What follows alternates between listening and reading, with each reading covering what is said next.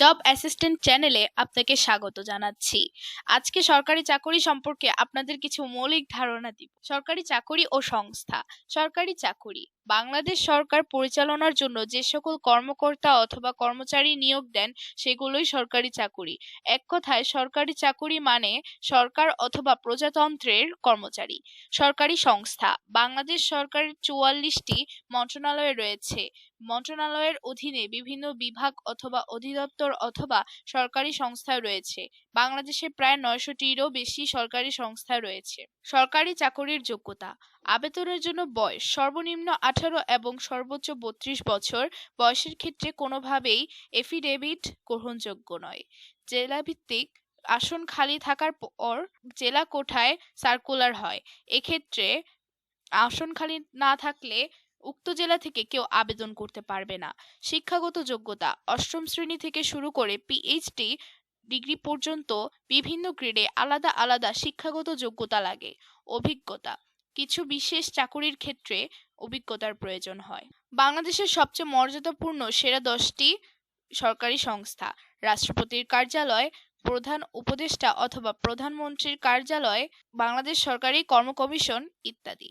দেশের সকল চাকরির মধ্যে বাংলাদেশ সরকারি কর্ম কমিশন কর্তৃক বিসিএস এর চাকরি অত্যন্ত সম্মান ও মর্যাদা সম্পন্ন এবং সবচেয়ে বেশি জনবল নিয়োগ দেন বিধায় দেশের সকল জনসাধারণের মাঝে এই চাকরির ব্যাপক সুনাম রয়েছে। বাংলাদেশ সরকারি কর্ম কমিশন বিপিএসসি।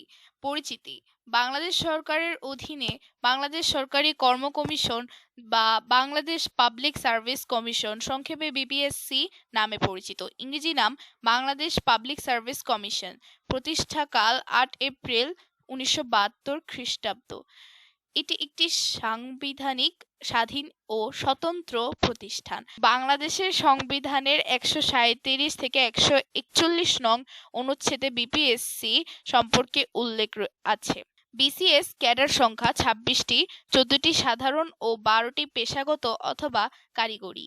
বিপিএসসি প্রতি বছর বিসিএস পরীক্ষার মাধ্যমে ৩ থেকে ৪ হাজার কর্মকর্তা নিয়োগ দেন। তাছাড়াও নন ক্যাডারেও বেশ কিছু কর্মচারী নিয়োগ দেন। প্রজাতন্ত্র অথবা বাংলাদেশ সরকারের কার্যক্রম সুষ্ঠুভাবে পরিচালনার জন্য সরকারি চাকরিতে উপযুক্ত এবং যোগ্যতা সম্পন্ন প্রার্থীদের নিয়োগ করার দায়িত্বে রয়েছেন বিশেষ ক্ষমতাপ্রাপ্ত এই প্রতিষ্ঠানটি। তাছাড়াও সংস্থাটি সরকারি কর্মচারীদের পদোন্নতি, পদায়ন, বদলি, শৃঙ্খলা ও আপিল সহ সরকারি চাকরির গুরুত্বপূর্ণ বিষয়ে সিদ্ধান্ত গ্রহণ প্রক্রিয়ায় বিশেষ ভূমিকা। বিসিএস নিয়োগে 7টি ধাপ: প্রিলিমিনারি টেস্ট এমসিকিউ দ্বিতীয়, লিখিত পরীক্ষা তৃতীয়, মৌখিক পরীক্ষা চতুর্থ, মেডিকেল টেস্ট পঞ্চম, পুলিশ ভেরিফিকেশন ষষ্ঠ, জাতীয় পরিচয়পত্র যাচাই সপ্তম, শিক্ষাগত। বিসিএস নিয়োগ পরীক্ষা পদ্ধতি 7টি ধাপ। প্রথম ধাপ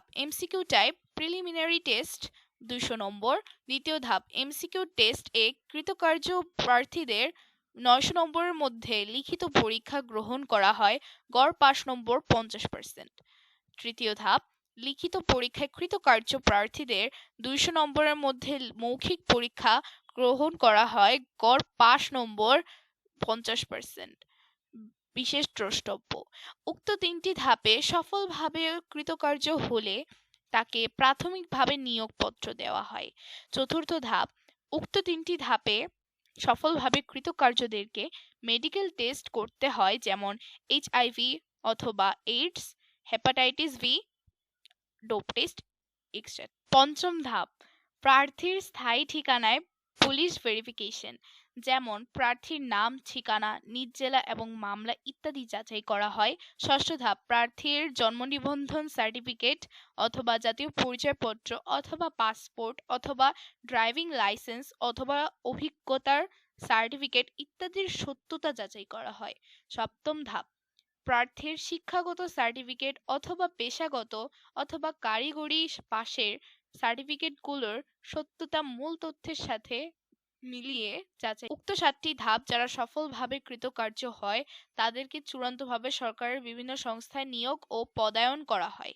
উক্ত ধাপগুলোর মধ্যে যে কোনো একটি ধাপে অকৃতকার্য হলে তাকে চাকরিতে নিয়োগ দেওয়া হবে না এবং কি নিয়োগ দেওয়া হলেও পরবর্তীতে তা সরাসরি বাতিল করা হয়।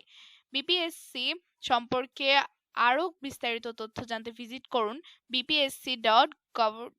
ভিডিওটি ভালো লাগলে লাইক, শেয়ার এবং কমেন্টস করুন। আরও ভিডিও পেতে আমাদের ইউটিউব চ্যানেলটি সাবস্ক্রাইব করুন। সকলকে ধন্যবাদ।